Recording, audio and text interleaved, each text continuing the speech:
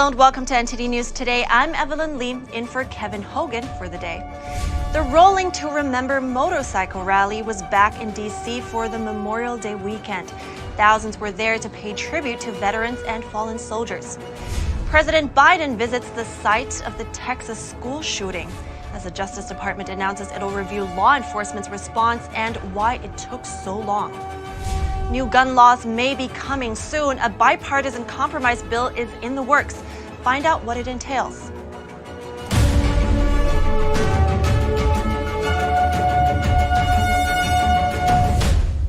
The annual Rolling to Remember demonstration took place on Memorial Day weekend. Motorcyclists from across the nation rolled into Washington, D.C. to honor fallen soldiers and raise awareness on veteran struggles. In the nation's capital, thousands of motorcyclists marked this year's Memorial Day by taking laps around the National Mall. Spectators reflected on the importance of the day and the issues facing America. You know, there's a lot going on in the United States right now, and we need to remember where we came from and who we are as a people. As a veteran, we're recognizing that we want our freedoms for the country, for the people here in the country, but at the same time being proud. Is America a proud country anymore? Or you have people in the country that's not following what America was truly built upon?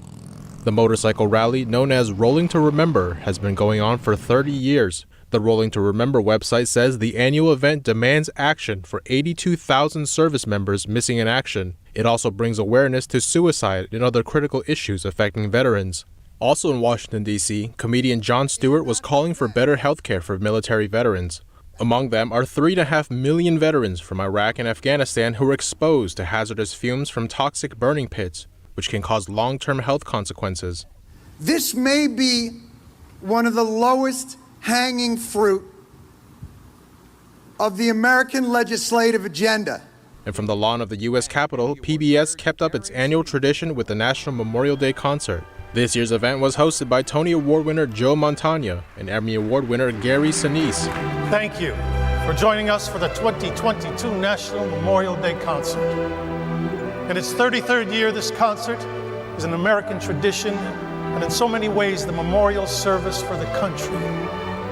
It's how all of us can join together to unite in tribute to all who serve, have served, and their families. And most importantly, so we can remember the brave who gave their lives for our country. Sitting in the audience were Gold Star families, veterans from World War II, the Korean War, Vietnam, Iraq, and Afghanistan, including those still being treated for injuries. People across the United States are celebrating the 100th anniversary of the Lincoln Memorial in Washington, D.C. 50,000 people were on hand when the memorial opened on the National Mall in 1922. The memorial features a 19-foot high seated statue of Abraham Lincoln. It also includes engravings of what's considered two of his greatest speeches, the Gettysburg Address and his second inaugural address. The Lincoln Memorial has been the backdrop of national celebrations and pivotal moments in U.S. history, like the Civil Rights Movement. The National Park Service is celebrating with a number of events today. And millions of Americans traveling this holiday weekend are being greeted by unprecedented prices at the pumps. AAA says the national average price for regular gas rose to $4.62 a gallon on Memorial Day.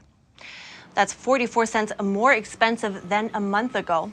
That's a new record high without adjusting for inflation, and it's up sharply from last Memorial Day too, when it was $3.05. 7 states are now averaging $5 a gallon gas, and 2 more states are just pennies away from the milestone. Soaring gas prices reflect strong demand. People ramped up their travel plans while there's sluggish supply. The President and the First Lady visited Uvalde, Texas on Sunday. They paid respects to the victims who died in last week's school shooting. NTD's Jessica Beatty has more. President Biden and First Lady Jill Biden offered their support Sunday in Uvalde, Texas, where gunmen killed 19 students and 2 teachers last week. A crowd chanted, "Do something." Biden responded. The Bidens visited a memorial outside Robb Elementary School. then went to a church service where some of the victims' families worship before meeting with victims' families. He went to each table individually, and they both gave their deepest condolences. A father of one of the victims said it was all about his daughter. And that's all we were here for. You know what I'm saying? He listened to everything, and we listened to him. He shed some tears, we shed some tears. Others had mixed feelings about Biden's visit.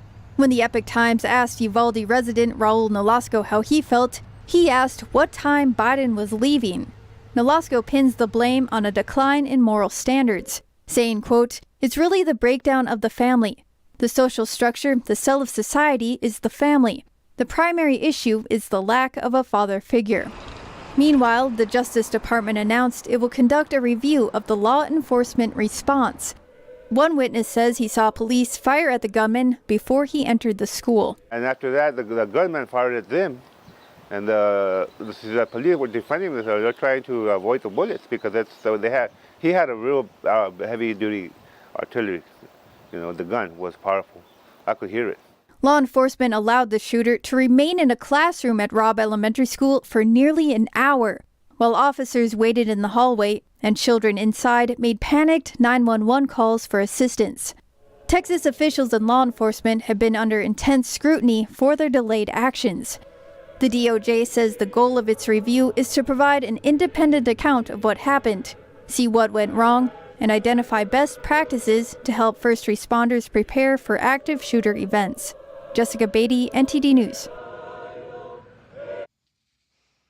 A GoFundMe campaign has raised over $2.7 million to support the children of one of the teachers who was killed. Her husband died just 2 days after the tragedy from what appeared to be a heart attack. They leave behind 4 children, 2 are under 18. And now bipartisan negotiations on possible gun legislation are underway. Lawmakers in Washington are looking for ways to prevent further tragedies. NTD's Jeremy Sandberg reports.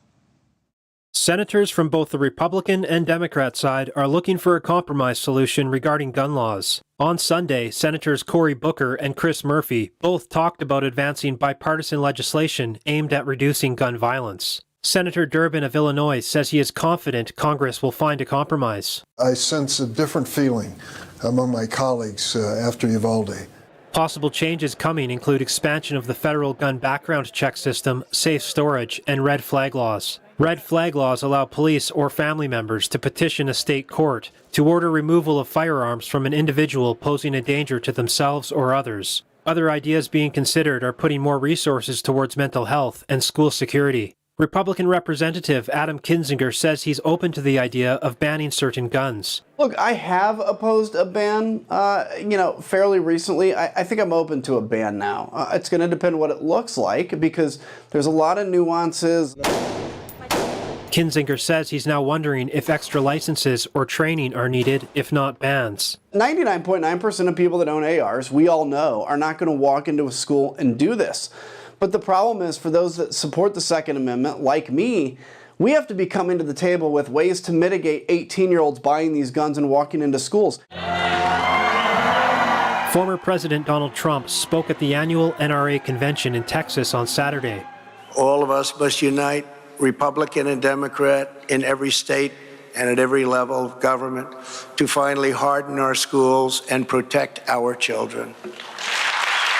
Trump says the Second Amendment needs to be protected, calling for a drastic change to approaching mental health and increased security in schools. He says every school building should have a single point of entry, along with complete security overhauls.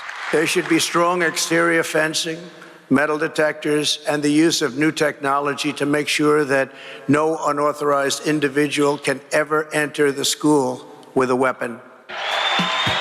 Senator Ted Cruz also spoke in defense of the Second Amendment. We must not react to evil and tragedy by abandoning the Constitution or infringing on the rights of our law-abiding citizens. Cruz says now is the time for action and unity in protecting our rights. It is a matter of basic security. Taking guns away from these responsible Americans will not make them safer, nor will it make our nation more secure. Both Trump and Cruz say the solutions being proposed by Democrats in Washington would have done nothing to stop the recent tragedies. Shares in popular firearm and ammunition manufacturers have jumped since the recent mass shooting, suggesting investors are anticipating a rise in sales as customers rush to buy weapons and ammunition before tighter gun control legislation is possibly introduced. Jeremy Sandberg, NTD News. And we're moving on to the Buffalo shooting. A funeral was held for the last of the victims of the Buffalo supermarket shooting. Her name was Ruth Whitfield. She was 86 and the oldest of the 10 people killed in that shooting. She was eulogized by civil rights activist Reverend Al Sharpton at a service attended by Vice President Kamala Harris. Whitfield was inside the Tops Friendly Market after visiting her husband of 68 years in a nursing home, and that's when the 18-year-old gunman opened fire. Authorities say the gunman targeted the store because it's in a predominantly black neighborhood. Whitfield was the mother of a former Buffalo fire commissioner. 13 people were shot in the attack and 3 survived. Federal authorities are investigating it as a hate crime. The shooter is charged with first-degree murder and is being held without bail. His attorney entered a plea of not guilty on his behalf. A stampede broke out early Sunday in Brooklyn, New York. Rumors spread of gunfire just after a boxing match ended. Police say almost a dozen people are injured. As boxing fans filed out of the Barclays Center in Brooklyn after Saturday night's match, words of gunshots spread among the crowd. Twitter posts and social media videos show scores of fans rushing back into the stadium to take cover. Some knocked others down as they climbed over seats or ducked down on the floor. Police told Reuters that there was a sound disturbance, but no shooting and no gun. New York City police said people heard loud noises and thought it was gunfire. They said it was nothing more than that, and that there were 10 minor injuries. A representative for the Barclays Center was not immediately available for comment. And in other news, a $2 million Tabernacle is missing, stolen from a Catholic church in Brooklyn. The New York Police Department says the theft took place between Thursday evening and Saturday afternoon from St. Augustine Roman Catholic Church. Authorities say thieves used power tools to get inside and took the 18-karat pure gold tabernacle. The Diocese of Brooklyn says it dates back to the 1890s and is irreplaceable. The suspects also took off the heads of angel statues inside the church. So far, the incident is not being treated as a hate crime. Police are asking the public to come forward with information regarding the theft. Is there anything you think we should cover? If you have any news, tips, or feedback for the show, don't hesitate to email us at news.today@ntd.com. And coming up after the break, Phoenix police have found a stash of stolen catalytic converters after a months-long investigation. The U.S. has seen a sharp rise in the theft of the vehicle parts.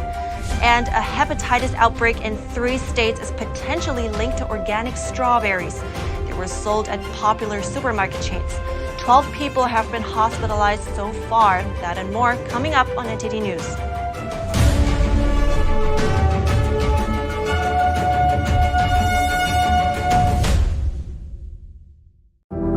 Secure, the true solution for your digital privacy and security. Secure is a private and secure messaging and email solution hosted in Switzerland, using military-grade encryption and Swiss privacy laws, giving you true privacy. Secure is 100% private and does not collect or sell any of your personal data. Secure's Helix technology connects you securely to our Swiss servers without the need of a VPN, guaranteeing privacy and security for all your communications. Secure Messenger doesn't require your phone number or any personal data that hackers target.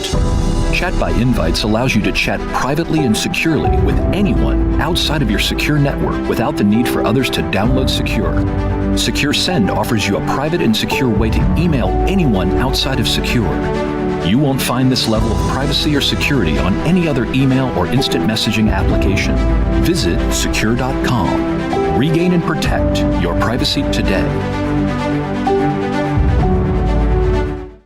Hello, I'm Mike Lindell, and as you know, my passion is to help each and every one of you get the best sleep of your life. That's why I created my new Giza Dreams bed sheets. I started by using the world's best cotton called Giza. It's only grown in a region between the Sahara Desert, the Mediterranean Sea, and the Nile River. It's ultra soft and breathable, but extremely durable.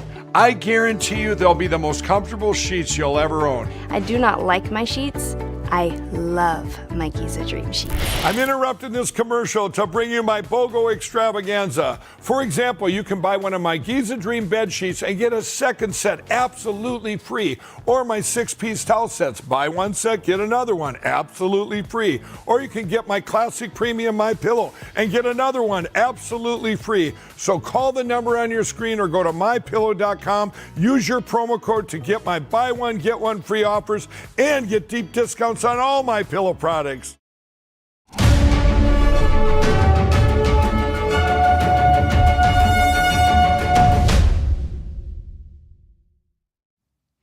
In Arizona, a man is facing multiple theft charges after detectives found a huge stash of stolen catalytic converters packed into a storage unit in Phoenix. The case highlights a national surge in thefts of the pricey auto parts that play a critical role in reducing vehicles' emissions. The discovery of over 1,200 of the devices came after a months-long investigation. Phoenix police were watching as a man bought and sold the converters.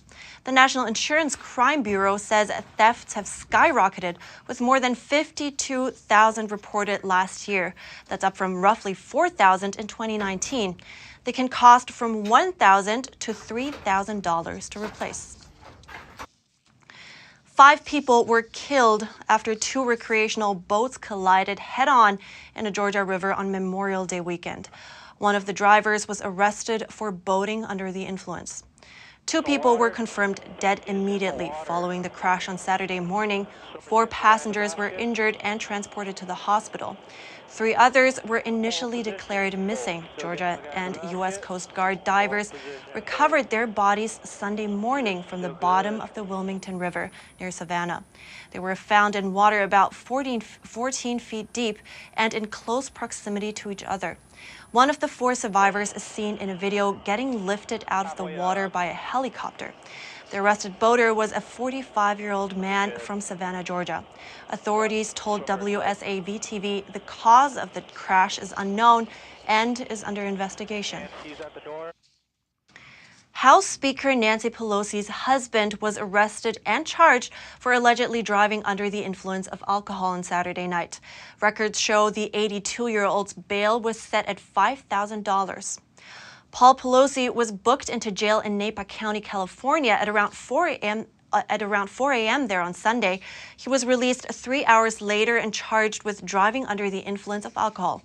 He was also charged with having a blood alcohol content over the legal limit. Both are misdemeanors. Napa County is a district that Speaker Pelosi has represented for decades. A spokesperson confirmed that Pelosi's office was aware of the reports, but told news outlets she won't be commenting on the incident. The spokesperson said Pelosi was on the East Coast at the time of the arrest. And over in California, Democratic Governor Gavin Newsom has tested positive for COVID-19.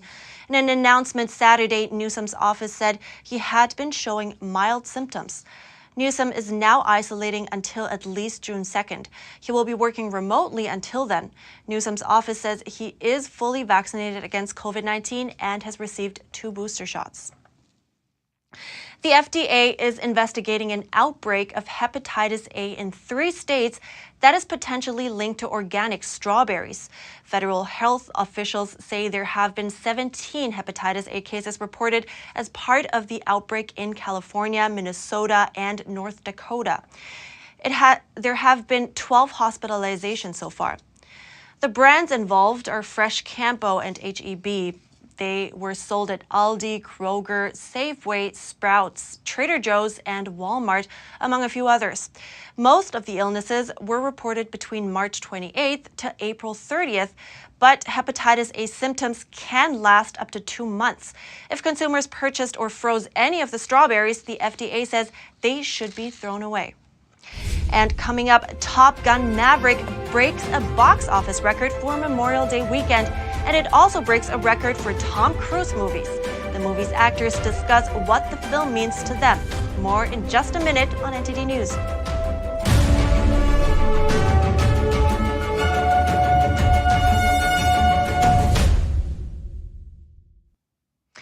Mona Lisa was left shaken but unharmed on Sunday.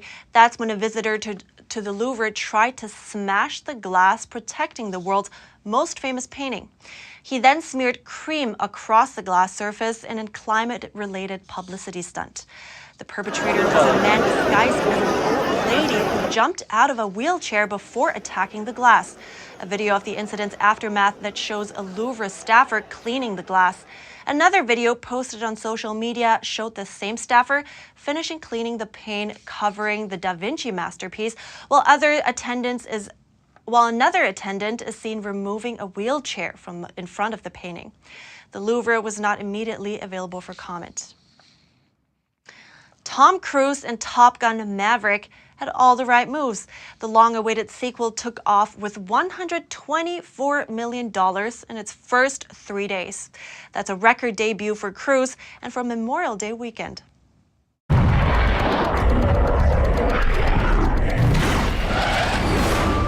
Everyone here is the best there is. Who the hell are they going to get to teach us? Captain Pete Maverick Mitchell. Tom Cruise returns to teach a new generation of naval aviators in Top Gun Maverick. With all due respect, sir, I'm not a teacher. Just want to manage expectations. Jay Ellis was an eager student. You know, I grew up watching this movie. My dad was in the Air Force. I grew up around aviation. So all these years later to be able to go make this movie and be a part of this after loving the original film so much, it's insane. Those are your pilots. Anything happens to them.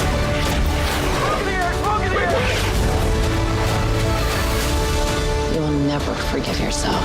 Jennifer Connelly joins the team as an old flame of Mavericks. I enjoyed the whole process, to be honest with you. I think that Tom is really smart about story and refining the story, identifying the story, honing in on it.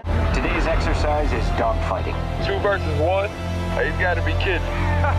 Cruise's co-stars weren't laughing after a few F-18 spins. You're sitting there and literally these jets are flying off the screen. And I'm like, oh yeah, I did that. That's me. I'm in that. That's me in that jet. That's crazy. It's unreal. Astronomers are forecasting the chance of a spectacular meteor shower late Monday night or early Tuesday morning. The night sky on Memorial Day could be lit up by as many as 1,000 shooting stars in an hour, or it could be a complete dud. Astronomers are hoping that what they call the Tau Herculid meteor shower will be something extra special this year.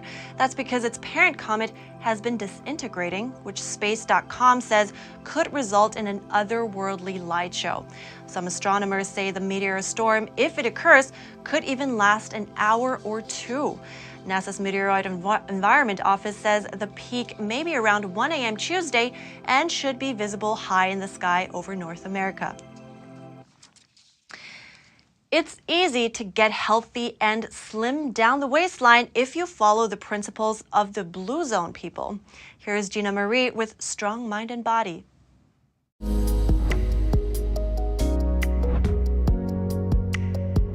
Blue Zone guts are pretty impressive. I'm not talking about the bellies and the bed section of the stadium.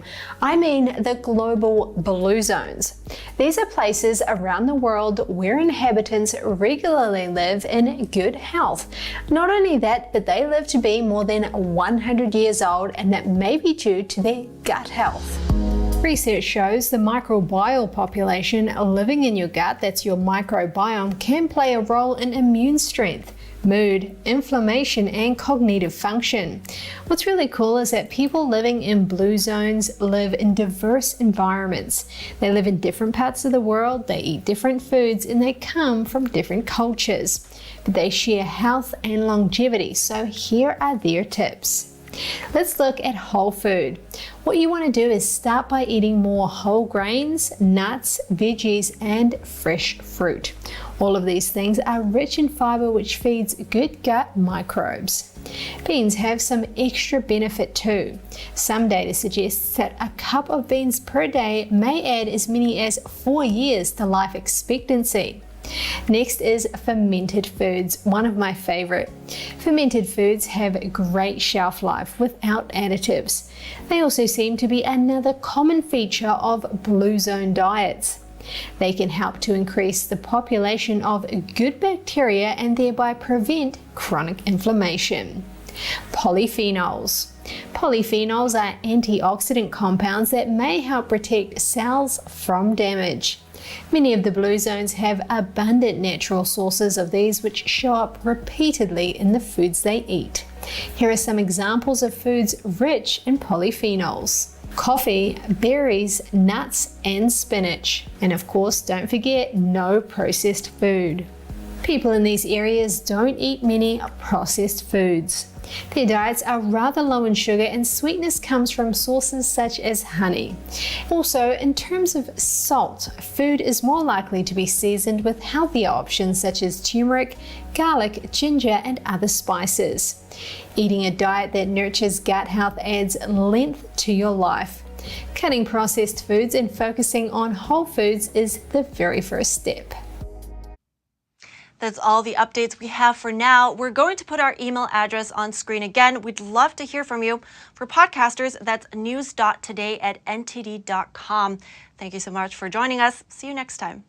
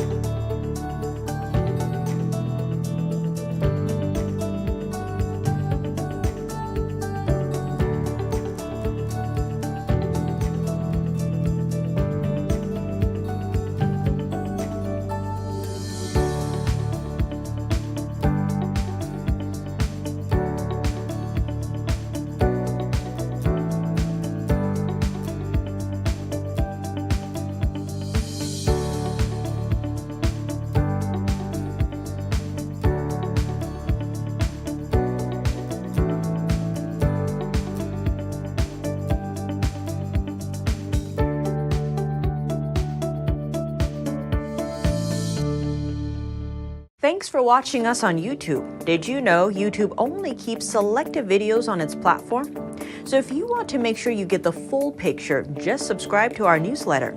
Go to newsletter.ntd.com and sign up. It's free.